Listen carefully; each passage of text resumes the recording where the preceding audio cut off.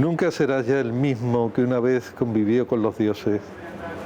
Tiempo de benévolas puertas entornadas, de hospitalarios cuerpos, de excitantes travesías fluviales y de fabulaciones. Tiempo magnánimo compartido también con semidioses errabundos y hombres de mar que alardeaban del decoro taimado de los héroes. ¿Qué ha quedado, oh Ulises, de esa vida? La historia es indulgente, merecidas las dádivas, los dioses son ya pocos y penúltimos, justos y pecadores intercambian sus sueños. Es curioso como la generación del 50, muchos preferimos llamarle cosecha del 50, realmente es una generación vital pero no literaria, porque cada autor es hijo de su padre y de su madre. Él decía, es que no es lo mismo Gil de Viedma que José Ángel Valente, es que no es lo mismo Caballero Bonal que Fernando Quiñones, siendo incluso los dos, son mundos estilísticos completamente distintos. A veces pensamos que las generaciones literarias tienen que tener una homogeneidad, y no es así. Las generaciones son importantes cuando está compuesta de grandes individualidades, ¿no? Y es lo que ocurre con la generación del 50. No nos importa tanto los vínculos que tienen, sino las individualidades que presenta cada uno, la individualidad literaria que tiene cada cual. Una generación hecha en gran medida en un tiempo y en un país, en unas circunstancias muy determinadas en donde la complicidad política del antifranquismo conducía irremediablemente a la revolución o a las tabernas. La revolución no fue viable, aunque Pepe llegó a estar un mes en prisión, y las tabernas se abrían como un espacio etílico donde, si no cabía transformar la realidad, por lo menos contribuía a olvidarla entre trago y trago. La obra de Pepe Caballero Bonal es una de las fundamentales de su generación y una de las apuestas más arriesgadas y más intensas, ¿no?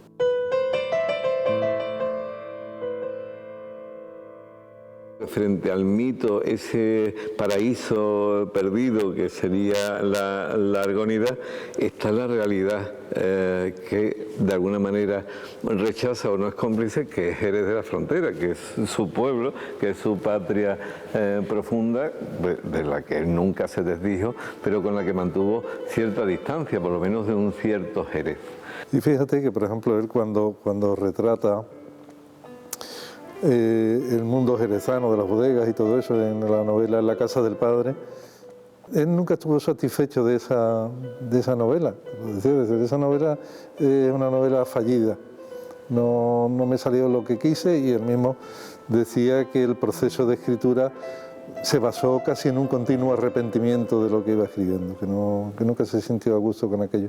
Yo creo que la ciudad de entonces, aquella ciudad tan clasista, que no era la ciudad de los gitanos de Federico García Lorca, ni es la ciudad de hoy, yo creo que Argónida es el espejo inverso de Jerez. Quizás también porque aquello lo obligaba a un registro un poco más realista, incluso más costumbrista, y yo creo que Pepe se desenvolvía mejor en un territorio que no era exactamente la realidad, ni era un territorio fantasioso, pero sí era un territorio que tenía un ligero desplazamiento con respecto a la realidad. Por ejemplo, cuando él en Campo de Agramante mete todas esas visiones alucinadas del personaje, basadas también en experiencias propias, yo creo que ahí es donde él se encuentra a gusto, digamos, en la anomalía de la realidad, no en la realidad en sí, ¿no? Hay otra novela suya, que es la primera, 2 días de septiembre, en donde aparece un Caballero Bonal que resulta difícil identificar luego. También es ese mundo del vino, el mundo del Jerez que él conoce. Es una novela que empieza a escribir en Colombia, cuando él de alguna manera se autoexilia en Colombia, tiene allí su primer hijo, frecuenta el grupo Mirto con García Márquez y muchos otros autores colombianos.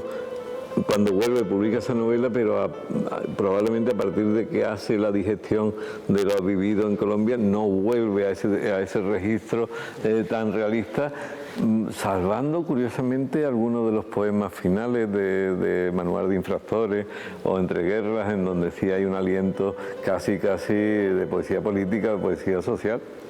Que si tuviéramos que buscar alguna característica esencial, al margen ya del tratamiento estilístico que él da a los asuntos que aborda tanto en sus novelas como en sus poemas, yo insistiría en eso, en ese ligero desplazamiento que él aplica a la realidad. Es decir, él te está hablando de cosas reales, pero siempre estás adivinando que hay un factor extraño, casi paranormal en todo aquello, ¿no? Hay un componente mágico en la obra de Pepe, y no digo mágico en un sentido las abuelas que vuelan, superficial, no. Me refiero a quizás al mundo de lo real maravilloso que definiera Alejo Carpentier, más que el realismo mágico puramente. Pero claro, eso, hay una dualidad en Caballero Bonal que le lleva a esa literatura barroca. Él sostenía que el barroquismo no era hermético necesariamente, sino identificar cada palabra, cada significado con su significante y que fuera la palabra precisa.